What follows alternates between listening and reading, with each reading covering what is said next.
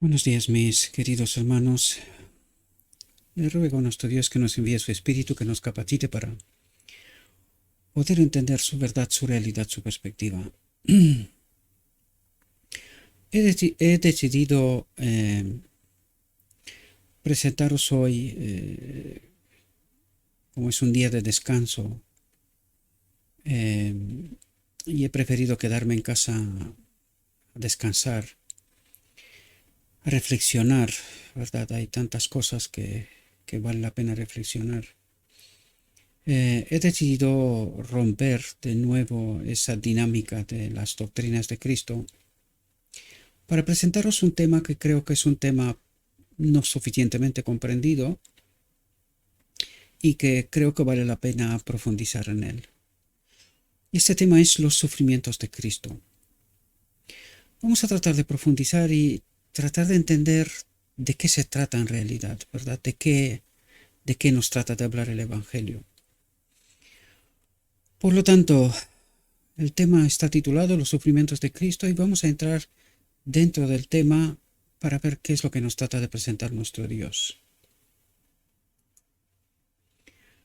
Y dice lo siguiente: los sufrimientos de la humanidad siempre conmovieron el corazón y suscitaron la simpatía y el amor de Cristo. Él ejerció la piedad y la compasión hacia los que estaban afligidos en el alma o en el cuerpo. Su ejemplo en el tratamiento de los sufrientes y afligidos debería enseñarnos a tener compasión y piedad por los sufrimientos de sus criaturas. Desgraciadamente esto poco a poco vemos que esta separación de Dios, ¿verdad? Nos ha hecho insensibles, ¿verdad? Frente al dolor, y en realidad hemos caído en las manos del enemigo, que nos está manipulando constantemente, ¿verdad? Para colocar delante de nosotros distintos horizontes y no comprender la profunda realidad, la que Dios trata de revelarnos, ¿verdad? Y hoy vamos a ver en esta reflexión precisamente cuál es esta obra del enemigo, ¿verdad? Fijaos, aquí necesitamos entender cómo obró el enemigo frente al hombre Cristo Jesús, infligiéndole dolor y sufrimiento. Y lo entenderemos con este tema, por eso decía yo que es poco comprendido, aunque pueda resultar sorprendente, ¿no? Pero vais a ver que es así, es poco comprendido, porque la reflexión nos revelará precisamente este asunto. Compartí algún párrafo con mis hermanos en el canal de Telegram hace unos días, pero tenía la intención, ¿verdad?, de presentar este tema, y hoy me pareció un momento oportuno para poder hacerlo, ¿verdad? Dice: Cristo sufrió en la carne, como ser humano quiere decir, ¿verdad? Dice: había revestido su divinidad con la humanidad. Enseguida hablaremos también de nuevo de este asunto, ¿verdad? Porque es un tema muy polémico. Mucha gente no acepta a este hombre, Cristo Jesús, como el Hijo de Dios, ¿verdad? Y no comprende exactamente cuál era su naturaleza. Pero lo hemos tratado en multitud de ocasiones y hoy volveremos a tratarlo de nuevo, ¿verdad? Porque el tema lo resalta, como no puede ser de otra manera, ¿no? Dice: había revestido su divinidad con la humanidad. Y en cada periodo de su vida, a través de la infancia, la niñez, la juventud y la madurez, había sufrido cada fase de la prueba. Recordad que Él es un ser humano, por lo tanto es modelo para nosotros. Tenemos que identificarnos con Él, y hoy vamos a tratar de entender esta realidad, ¿verdad? Hasta qué punto podemos identificarnos con Él, porque hay algunas cuestiones que nunca podremos identificarnos con Él. Y llegaremos, cuando llegara el momento lo veremos, ¿verdad? Pero Él trata de ser un modelo para nosotros, y eso es lo que nos está revelando. Dice: había sufrido cada fase de la prueba y la tentación con la que la humanidad se ve acosada. ¿Acosada por quién? Por el enemigo, ¿verdad? Dice: sabía lo que era sufrir agudas punzadas de hambre, y ha dado lecciones especiales con respecto a alimentar a los hambrientos y cuidar de los pobres necesitados. Y ha declarado que al ministrar a los necesitados, nos estamos ministrando a sí mismo en la persona de sus santos. Aquí necesitamos entender cuál es la ley del gobierno de Dios, es decir, Cristo en nosotros. Eso es lo que trata de explicarnos. Dice, y ha declarado que al ministrar a los necesitados, nos estamos ministrando a nosotros, a sí mismo, ¿verdad? En la persona de sus santos. Es decir, Él habita en ellos. Eso es lo que está diciendo, ¿verdad? Dice, tuve hambre y me disteis de comer. ¿Quién es el Espíritu? Porque aquí, claro, aquí podríamos abrir un debate bastante extenso. ¿Quién es el Espíritu Santo? Cristo mismo. Él dice, tuve hambre y me disteis de comer. ¿Cómo? Porque Él estaba en la persona de los santos, ¿verdad? De los hambrientos, de los necesitados, ¿verdad? De los oprimidos por el enemigo de Dios en su mundo, ¿verdad? Conoció la incomodidad y el sufrimiento de la sed y declaró que un vaso de agua fría, dado en su nombre a cualquiera de sus discípulos, no debía perder su recompensa. Es decir, Cristo recompensará cada acto hecho en su nombre, por su gloria. Así es como tenemos que glorificar. Así es como la última generación glorificará el nombre de Dios, ¿verdad? Porque ¿esto qué es? Amar. Esto es amar, ¿verdad? Dice, a menudo estaba cansado, oprimido por la pobreza y experimentó la imposición de actuar su parte para mantener a la familia de la que era miembro. Atentos, fijaos cómo obra el enemigo, ¿verdad? Incluso en el marco de su propia familia. Y ahora podemos identificarnos también en la nuestra. ¿Por qué? Porque fijaos que el Evangelio dice, uno será tomado y otro será dejado. Ojalá no sea nuestra realidad, ¿verdad? Porque sería una pena. Pero Dios nos revela esta realidad y podemos verla precisamente en el modelo. Fijaos lo que nos dice. Dice, sufrió el reproche y experimentó la amarga hostilidad de los que no le conocían. En su propia casa se le hizo sufrir la incomodidad y el dolor que resultan de la envidia y los celos. Tened presente constantemente este paralelo, Cristo y nosotros. Cuando digo nosotros me refiero al remanente final, los que viven con Cristo, los que conocen a Cristo. Recuerde que en Cristo habitaba la plenitud de la divinidad, es decir, en Cristo habitaba el Padre. En nosotros ha de habitar el Cristo. Por lo tanto, todos aquellos que están conectados con Cristo y que experimentan precisamente esta realidad, por eso nos la presenta. ¿Cuáles son los sufrimientos de Cristo? Para que nosotros, identificándonos con Él, entendamos quién es el culpable de esta realidad, ¿verdad? Recordad que el Evangelio nos dice, la batalla no es entre carne y sangre, es decir, entre nosotros, que es un nivel superior entre espíritus, ¿verdad? Es una batalla de espíritus, es decir, de un nivel superior. ¿Y nosotros qué somos? Carne de cañón, por decirlo de alguna manera, ¿verdad? O sea, somos una tercera persona, pero que el enemigo nos utiliza, ¿verdad? En su batalla, ¿verdad? Dice, en su propia casa se le hizo sufrir la incomodidad y el dolor que resultan de la envidia y los celos. Sus hermanos consideran, esto mirarlo en la casa, en la iglesia, en nuestro entorno, ¿verdad? Aquellos que pretenden conocernos y que a veces se permiten el lujo de hacer cosas que quizás con mayor reflexión a lo mejor no las haría de la misma manera, ¿verdad? Dice, sus hermanos consideraron que tenían el privilegio de ejercer autoridad sobre él y de presumir de dictarle lo que debía ser su conducta. El malentendido de sus parientes le resultaba muy doloroso, porque su propio corazón estaba lleno de bondad y amor y apreciaba la tierna consideración en la relación familiar. Recuerden que Cristo y el Padre eran una. Por lo tanto, cuando estamos hablando de Cristo, estamos hablando de la presencia de Dios, ¿verdad?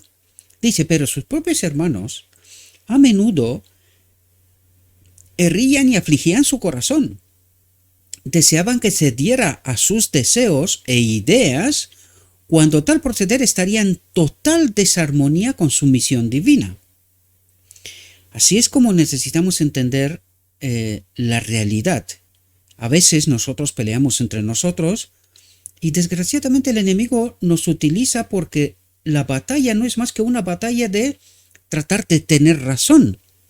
No es la batalla de Cristo de presentar la verdad. Quiero destacar esto porque a veces se entiende mal este asunto. Y esto no es una batalla de carne y sangre, es decir, esto no debe de ser una batalla de supremacía, a pesar de que hay quien lo entiende de este modo, ¿verdad? ¿Y de qué sirve? ¿De qué sirve que tú estás por encima y tienes razón, o que yo estoy por encima y tenga razón? ¿De qué sirve?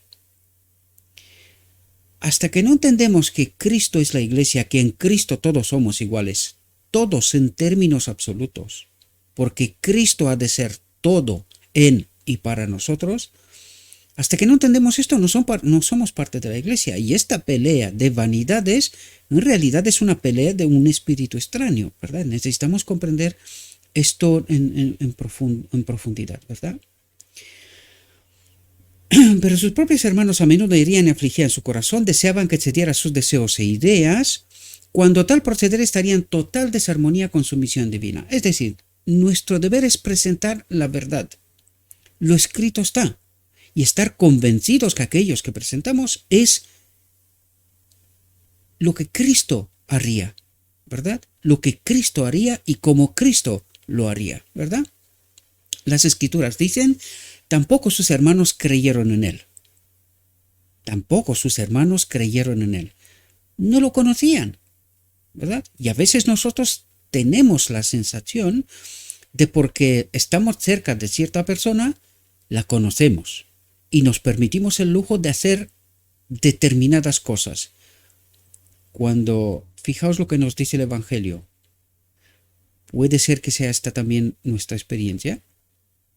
Por eso necesitamos andar con mucho cuidado, ¿verdad? Por eso yo reclamo muchas veces cuidado de qué modo y de qué manera nos dirigimos, ¿verdad?, a los demás, porque aquí no se trata de convencer ni de tener razón. Lo único que necesitamos hacer es presentar la verdad a Cristo. Él es el camino, la verdad y la vida. Luego todos los demás han de decidir, pero tenemos que tener cuidado de cómo presentamos las cosas, ¿verdad? O si sus hermanos, los miembros de su propia familia, hubieran sido sus amigos, ¿qué consuelo habrían sido para él? Aún discrepando, aún no entendiéndolo, ¿verdad? Pero dice, o si su propia familia le hubiesen dado al menos el ejercicio de la duda razonable. ¿Por qué está actuando como está actuando, verdad? Pero desgraciadamente ni siquiera esto, y fijaos, esto es parte de los sufrimientos de Cristo, ¿verdad?, con los cuales tenemos que identificarnos también. Dice, hubieran sido sus amigos, ¿qué consuelo habría sido para él?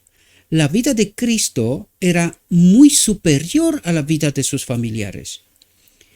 No todos estaban convertidos. Es decir, cuando dice la vida de Cristo era muy superior, se refiere precisamente a lo que yo trato de explicaros, perdonad, una y otra vez, de esta relación con el Espíritu. Y cómo necesitamos de cuidar precisamente esta relación. Por eso dice la vida de Cristo era muy superior a la vida de sus familiares. Él vivía bajo el impulso de la presencia del Padre, el amor, compasión. ¿Entendéis? Cosa que sus hermanos no experimentaban, eran todo lo contrario. Y esto es lo que trata de revelarnos. ¿Bajo qué espíritu iba Cristo? ¿Qué sentimientos, qué experiencia personal tenía Cristo? ¿Y bajo qué espíritu estaban sus hermanos? ¿Cuál era su experiencia? Y eso es lo que nos está tratando de decir aquí. Estos dos mundos, por eso yo una y otra vez hablo de esta distopía. ¿Por qué? Porque vivimos en un mundo imaginario. Esta no es la realidad de Dios. Alguien trató de construir una realidad, pero que hoy, más que nunca, deberíamos ver que esto es una falsa realidad. Nos está engañando, ¿verdad? Y nosotros tenemos que tener presente la realidad de Dios, lo que Cristo trata de presentar una y otra vez, ¿verdad? Porque lo que está tratando de hacer Cristo como modelo, presentarnos su realidad, su vivencia. ¿A qué cómo digo yo? ¿Cuál era su patrón de conducta? Y él vivía como en el reino de Dios en realidad, en contraste con todos nosotros, todos los demás, ¿verdad? Y aquí podemos ver en su propia familia. Eso es lo que trata de hablarnos. De estos dos mundos, un mundo imaginario que es un mundo engañoso, parece ser lo que no es, y la realidad de Cristo, el reino de Cristo, que este es el reino real. Este perdurará para la eternidad. Este mundo será destruido, ¿verdad? Desaparecerá. Esta realidad, esta distopía, ¿verdad? Esta realidad engañosa en la cual vivimos y que alguien nos ha convencido que este mundo vale la pena, que esto es una realidad, que puede ser factible. Esto es imposible, ¿verdad? Dice, no todos estaban convertidos y miraban a Cristo como alguien que necesitaba su consejo y su asesoría. Es decir, este mundo trataba de colocarse por encima de la realidad de Cristo, como si Cristo hubiese sido alguien que necesitaba ayuda, ¿verdad? ¿Nos pasa a nosotros? ¿Pasa que tratamos de transmitir un mensaje y no se nos entiende? ¿Comprendéis de lo que trato de explicar y lo que nos trata de decir lo escrito esta verdad? Dice, lo juzgaban desde su punto de vista humano, desde esta realidad engañosa, ¿verdad? Y pensaba que si solo se dejaba aconsejar por ellos y hablaba solo aquellas cosas ante los escribas y fariseos, ¿nos pasa esto en la iglesia? No habléis de ciertas cosas. ¿No? ¿Y cuál es el espíritu que anima esto? ¿Le pasó a Cristo? Trato de deciros una vez más, estad siempre en este paralelo, Cristo y nosotros. Me refiero a los que están conectados con Cristo, los que viven de una determinada manera, los que tratan de expresar la verdad. ¿Cuál es su experiencia? ¿Se parece a la de Cristo?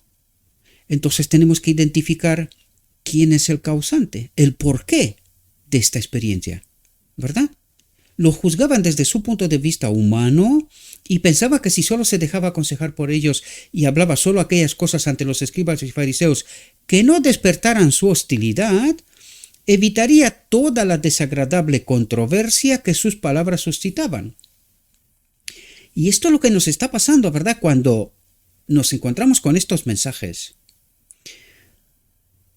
y en lugar de entender cuál es la fuente del mensaje, nosotros nos metemos con el mensajero, ¿verdad? Esto le pasó a la sierva, esto lo pasó a Cristo, esto lo pasó a los profetas. Cada vez que Dios trata de manifestarse, el espíritu de este mundo viene haciendo una contraobra, contrarreforma, ¿verdad? Una contraobra a la obra de Dios, la obra de Cristo, ¿verdad?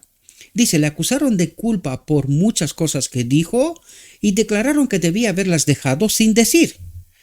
Y esto me pasa a mí bastante a menudo, ¿verdad? Por eso lo estoy explicando porque es que me está ocurriendo. Lo que está escrito aquí me está ocurriendo a mí. Y por eso lo estoy identificando, por eso os invito a este paralelo. Es más, os invito a entrar en la obra. Sed ministros de Cristo.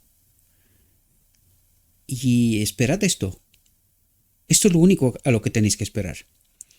Que os lleven a la cruz o que tenéis que ir a la cruz, ¿verdad? Porque esta va a ser la experiencia, no será otra.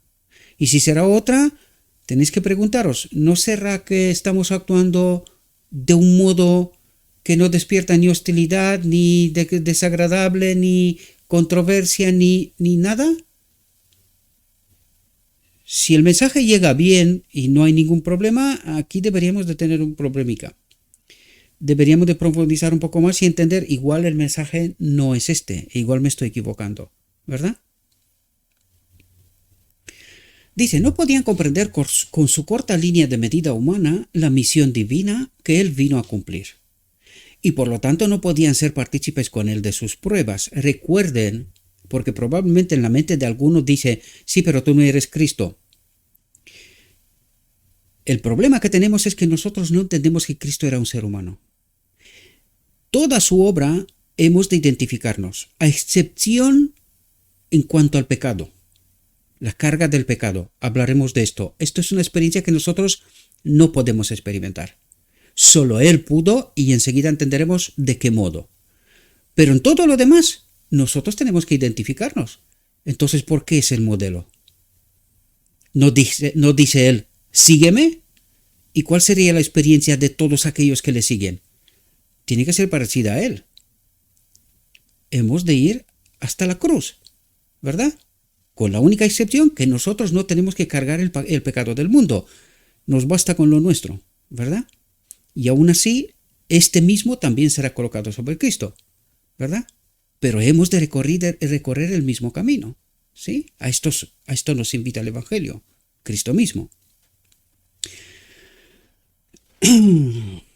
Dice, no podían comprender con su corta línea de medida humana la misión divina que él vino a cumplir y por lo tanto no podían ser partícipes con él de sus pruebas.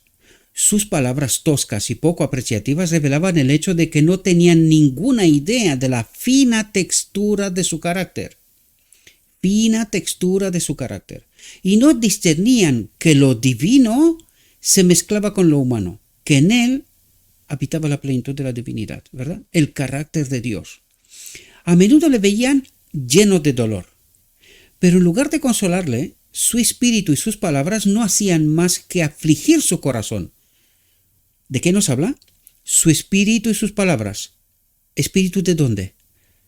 Del príncipe de este mundo, ¿verdad? Su espíritu y sus palabras no hacían más que afligir su corazón, el de Cristo.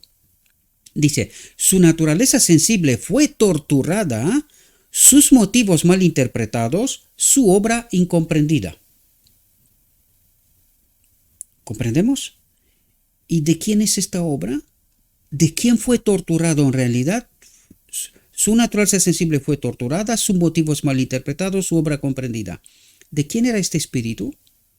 ¿Y estas palabras? Del maligno, del enemigo de Dios, ¿verdad?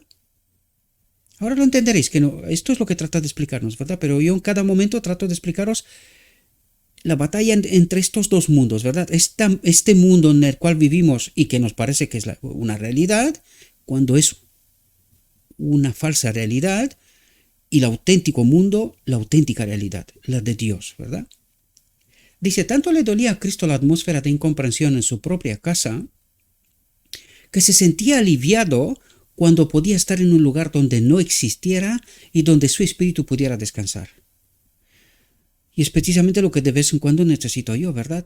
No puede estar uno constantemente bajo presión. Necesita descenderse, romper la dinámica, ¿verdad? Porque nadie puede vivir continuamente con estas presiones, ¿verdad? Y dice, le gustaba visitar la casa de Lázaro, Marta y María. Fijaos qué tremendo. Tiene que abandonar su propia familia, la presión, para descenderse en otras partes. Donde fijaos lo que ocurre. Dice, aquí su espíritu, el Padre, la presencia del Padre, su espíritu encontró descanso. Dice, no se le ordenaba, ni se le dictaba, ni se malinterpretaban sus motivos y palabras. Estaba percibido como un amigo, como alguien cercano, ¿verdad? Dice, sus hermanos a menudo presentaban la filosofía de los fariseos envejecida y desgastada y presumían de poder enseñar a quien entendía toda la verdad y comprendía todos los misterios, quien era en realidad el Evangelio, ¿verdad? El verbo, la palabra. Dice, él era el autor de la verdad y su alma estaba cansada y angustiada. ¿Dónde? En su propia familia, que se creían con derecho de decirles qué, cómo y cuándo. Ejercer autoridad sobre él, ¿verdad? Y la estorbaba en la obra que tenía que hacer. Y se sentía mejor fuera que dentro. Y a veces esa es la experiencia. A veces te sientes mejor fuera de la iglesia que dentro. Mejor fuera de la familia un rato que dentro. Hablo de principios, ¿verdad? No os lo toméis literal. En mi casa doy gracias a Dios, estamos bien, todo lo bien que se puede, ¿verdad? Dadas las condiciones.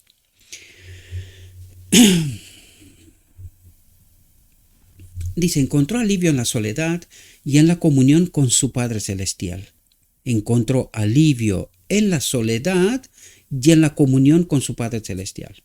Dice, sus hermanos pensaban que su sabiduría era muy superior a la de Jesús y no comprendían que Él era la fuente de toda sabiduría y conocimiento. A veces es tremendo, ¿verdad? Porque necesitamos entender cómo se manifiesta Dios. Es como un susurro suave, ¿verdad? ¿Cómo se manifiesta el Espíritu en un ser, en nosotros, en un ser humano? Como un susurro suave, ¿verdad? Y no lo percibimos. Creemos que conocemos. Pero la desgracia es que no es exactamente así. Por eso nos hacemos tanto daño. Hablamos de una determinada manera, actuamos de una determinada manera, porque nos creemos con autoridad y creemos saber y conocer la persona. Y a veces hacemos mucho daño en realidad, ¿verdad? Mucho daño. Guiados por este espíritu, ¿verdad? El enemigo de Dios me refiero. Condenaban libremente lo que no podían entender y sus reproches los sondeaban hasta la médula, dice. Sus reproches los sondeaban hasta la médula, es decir, le tocaban toda profundidad, ¿verdad? Declaraban su fe en Dios y pensaban que estaban reivindicando a Dios cuando Dios estaba con ellos en la carne. Dice, cuando Dios estaba con ellos en la carne y ellos no lo conocían. El Padre estaba en Cristo, pero no veían nada especial en su hermano, en este hombre Cristo Jesús. No veían nada especial, ¿verdad? Dice, estas cosas hicieron que su camino fuera espinoso. A veces nosotros, cuando encontramos personas así que son tranquilas y, en fin, no son tan peleonas, ¿verdad? Nosotros tomamos esto como si fuera debilidad, ¿verdad? Casi hacemos más daño.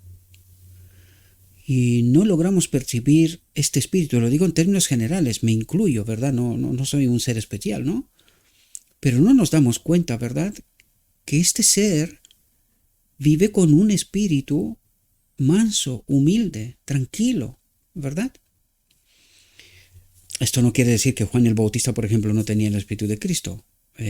Ya os hablé de las distintas personalidades que cada uno tenemos, son la obra de Dios, y cada uno tiene una misión asignada, ¿verdad? Por lo tanto, necesita un carácter especial para una misión especial. Miren Elías, miren Juan el Bautista, miren, en fin, hay casos, hay para todos los gustos, ¿verdad?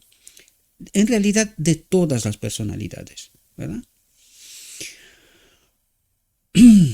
Desde el pesebre hasta el Calvario, su vida fue una experiencia continua de decepción y sufrimiento. Qué tremendo, ¿verdad? Yo cuando preparé esto casi, o sea, me tuve que parar un rato porque es que me tocó profundamente, ¿verdad? Qué tremendo cuando, es verdad que esto es a toro pasado, como decimos nosotros, ¿no? Yo estaba pensando, ¿cómo hubiese reaccionado yo en la presencia de Cristo? Si hubiese sido Cristo mi hermano, ¿verdad? Me he preguntado esto, honestamente. No creo que yo sea mejor que sus hermanos. No lo creo, honestamente, no lo creo. Creo que bajo el impulso de este espíritu enemigo de Dios, muy probablemente hubiese actuado de la misma manera. Tenemos a Pedro, ¿verdad? Y podemos ver sus impulsos, ¿verdad? Por lo tanto, creo que cometería un error creer que yo hubiese actuado de otra manera. Aparte de que hoy tenemos mucha más verdad y tenemos toda la historia detrás.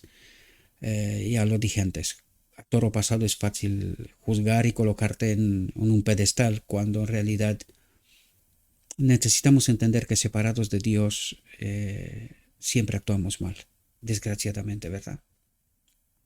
Dice, Cristo era el unigénito del Padre y sin embargo estaba agobiado por el dolor, agobiado por el dolor. Pero su sufrimiento, atentos aquí, porque aquí necesitamos entender algo grandísimo. Lo hemos comentado en muchas ocasiones, yo sé que mucha gente no lo comprende, ¿verdad? Pero esto es por una razón.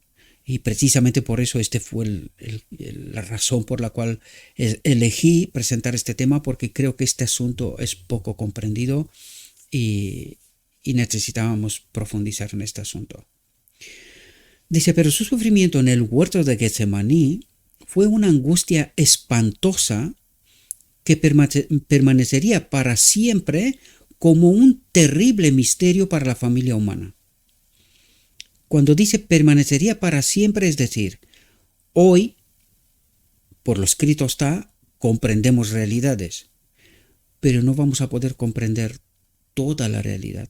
Por eso dice, permanecería para siempre como un terrible misterio para la familia humana, porque nosotros nunca seremos llamados a experimentar esta realidad, ¿verdad? Y ahora entenderemos de qué nos está hablando. Dice, el registro dice, entonces vino Jesús con ellos a un lugar llamado Getsemaní y dijo a sus discípulos, sentaos aquí, mientras yo voy a orar allá. Y tomó consigo a Pedro y a los dos hijos de Zebedeo y comenzó a entristecerse y a sentirse muy afligido. Y va a Getsemaní, y va a orar en realidad. Y dice, y comenzó a entristecerse y sentirse muy afligido. Lo subrayo porque es importante lo que nos va a contar, ¿verdad? Fijaos, dice, ¿con qué temor, con qué reverencia debieron los discípulos contemplar los sufrimientos del Hijo de Dios? Mientras se acercaba al centro del jardín, la agonía de los pecados del mundo pesaba sobre su alma divina. Os quiero que estéis muy atentos porque aquí necesitamos entender estos dos mundos, la realidad de Dios y la realidad imaginaria y el príncipe, el que actúa en este mundo, ¿verdad? Porque aquí se nos revelarán realidades, ¿verdad? Profundas. Dice, la agonía de los pecados del mundo pesaba sobre su alma divina. La maldición de la iniquidad del mundo, el espíritu, el enemigo de Dios, ¿verdad? Ensombrecía la luz del rostro de su padre en su visión. Dice, ¿cómo podía escapar de ello? ¿Cómo evitar quedar bajo la maldición que el pecado había provocado y estar alejado de su propio y amado Padre? ¿Por qué estaba su alma afligida? Porque tenía que separarse del Padre. ¿Entendéis por qué su alma estaba afligida en Getsemaní, en el jardín? Porque allí casi estaba experimentando esta separación debido al pecado, ¿verdad?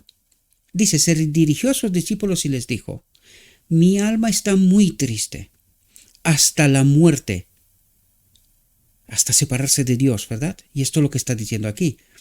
¿Cómo podía escapar de ello? ¿Cómo evitar quedar bajo la maldición que el pecado había provocado y estar alejado de su propio y amado Padre? Y este fue el problema de Getsemaní. Esto es lo que trataba de decir Cristo, Padre, aparta de mí este vaso. No quiero estar separado de ti. ¿Comprendéis lo que está diciendo? Dice, mi alma está muy triste hasta la muerte, quedaos aquí y velad conmigo, ¿verdad?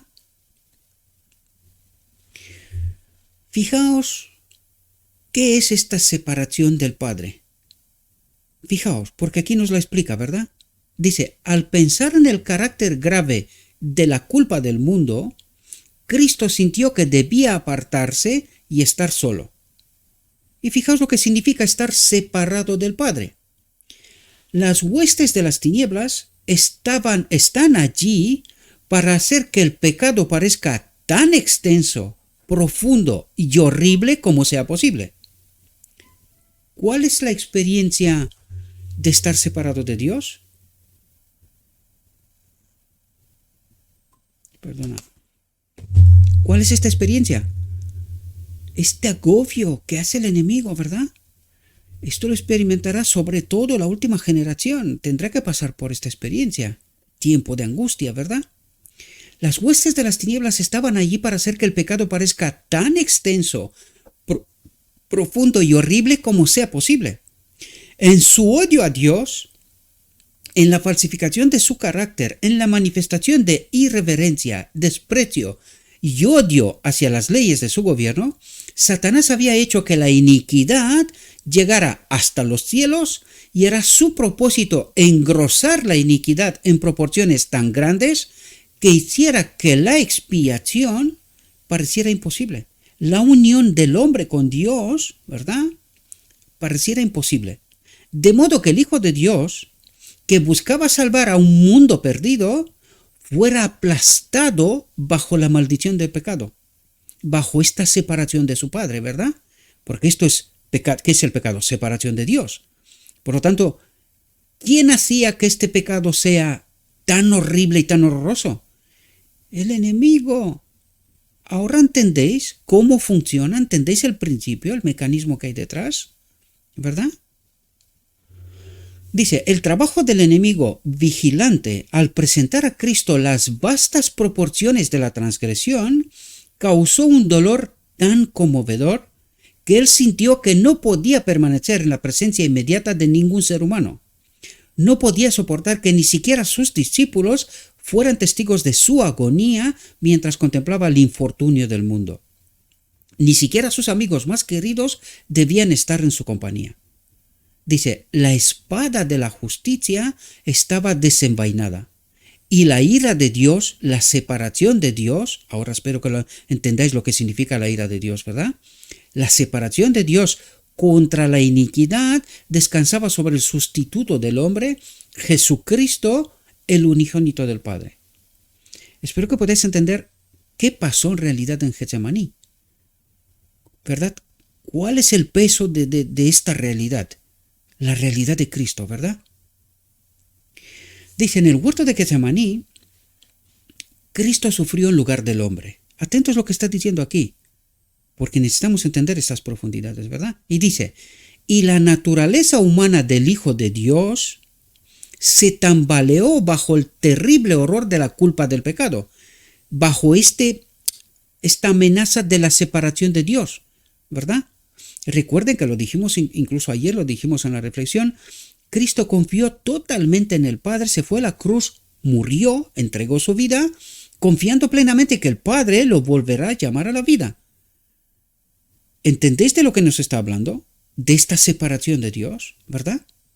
Dice, la naturaleza humana del Hijo de Dios se tambaleó bajo el terrible horror de la culpa del pecado, hasta que de sus labios pálidos y temblorosos salió el grito agonizante, Padre mío, si es posible, pase de mí esta copa. Es decir, no me quiero separar de ti. ¿Comprendéis lo que está diciendo Cristo en este momento? Dice, pero si no hay otro camino por el cual se pueda lograr la salvación del hombre caído, entonces, no como yo quiero, sino como tú quieres. ¿Qué revela aquí? Sumisión total y completa. No quería separarse de su Padre, pero dijo, confío plenamente en ti y en tus obras. Y a esta conclusión necesitamos llegar nosotros, queridos. Esto es lo que está diciendo Cristo aquí. No como yo quiero, sino como tú quieres. Es decir, confío plenamente en tus obras. Confío plenamente en ti, ¿verdad? La naturaleza humana habría muerto entonces, dice. Y allí, bajo el horror del sentido del pecado, bajo el horror de la separación de Dios, ¿verdad? Eso es lo que trata de explicarnos. Si un ángel del cielo no lo hubiera fortalecido para soportar la agonía, ¿verdad? Hubiera muerto si un ángel del cielo no hubiera fortalecido para soportar la agonía. Dice, el poder que infligió la justicia retributiva al sustituto fijador del hombre fue el poder que sostuvo al que sufría bajo el tremendo peso de la ira que había caído sobre un mundo pecador. Dice, Cristo sufría la muerte que se pronunciaba sobre los transgresores de la ley de Dios. Es decir, esta experiencia experimentarán aquellos que no son salvos, que no han transferido su pecado sobre Cristo, no han sido justificados y no han recibido el don de Dios. Enseguida hablaremos de esto también, ¿verdad? Dice, es algo terrible para el pecador, impenitente, caer en las manos del Dios vivo. Así lo demuestra la historia de la destrucción del viejo mundo por un diluvio, por el registro de fuego que cayó del cielo y destruyó a los habitantes de Sodoma. Ahora parémonos un segundo aquí, porque nos da como ejemplo el Antiguo Testamento. ¿De qué nos habló Cristo hasta aquí? ¿Cuál era el problema? La separación de Dios. ¿Qué pasó con el diluvio y con las ciudades de Sodoma y Gomorra? En realidad Dios se apartó. Esto fue lo suficiente. ¿Y quién hizo todo lo demás? ¿Qué hizo el enemigo en cuanto a Cristo? ¿Cómo lo hizo sufrir este pecado? ¿Verdad? ¿Qué nos explicó antes? Ahora entendéis qué es lo que entendemos nosotros y qué es lo que ha pasado de verdad. Dios simplemente se aparta y el príncipe de este mundo hace lo que siempre ha querido hacer. Esta es su obra, queridos. Y nosotros la atribuimos al carácter de Dios. Cometemos un gravísimo error, ¿verdad? Pero nunca se demostró esto en tan gran medida como en la agonía de Cristo, el Hijo de Dios infinito, cuando soportó la ira de Dios, la separación de Dios por un mundo pecador. ¿Ahora entendemos el mecanismo? Simplemente Dios se aparta y todo lo demás lo hace el enemigo, simulando ser lo que no es. ¿Comprendéis? Dice, fue como consecuencia del pecado, de la transgresión de la ley de Dios, que el huerto de Getsemaní se convirtió en el lugar, atentos a lo que dice aquí, que el huerto de Getsemaní se convirtió en el lugar más importante de sufrimiento para un mundo pecador. Porque aquí Cristo casi se muere. Experimentó lo que en realidad significa que iba a estar separado del Padre. Cuando lo experimenta en la cruz, ¿verdad? En la cruz experimenta esta realidad. Y dice, Padre, Padre, ¿por qué me has desamparado? Lo ha dejado solo, ¿verdad?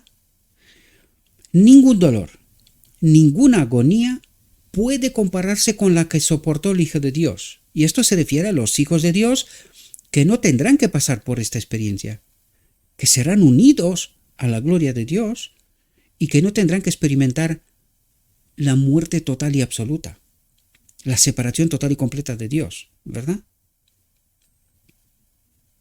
Dice, el hombre no ha sido hecho portador del pecado y nunca conocerá el horror de la maldición del pecado que el Salvador soportó. Ningún dolor puede compararse con el dolor de aquel sobre el que cayó la ira de Dios, la separación de Dios, con una fuerza abrumadora. La naturaleza humana no puede soportar más que una cantidad limitada de pruebas. Lo finito solo puede soportar la medida finita. Y la naturaleza humana sucumbe. Atentos porque aquí nos revela otra realidad, lo que yo trato de comentaros una y otra vez, ¿verdad? Dice, porque lo humano existía en la naturaleza divina. Por eso Cristo dijo, yo vivo por el Padre, porque el Padre habita en mí, ¿verdad?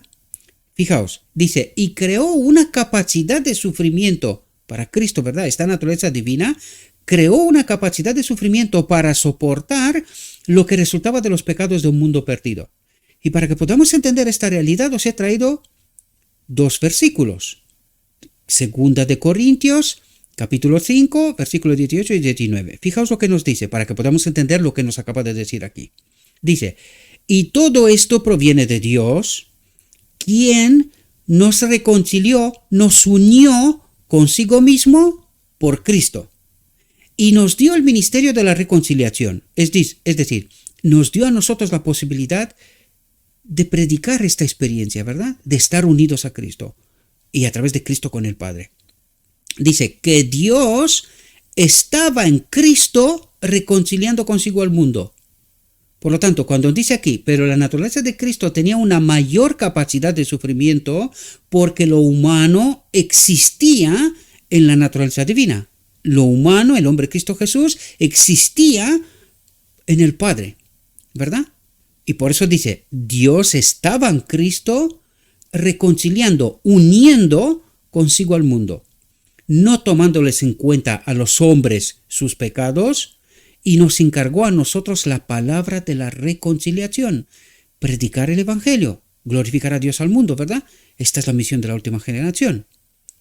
Espero que podáis entender las profundidades del mensaje y lo que trata de explicarnos, ¿verdad?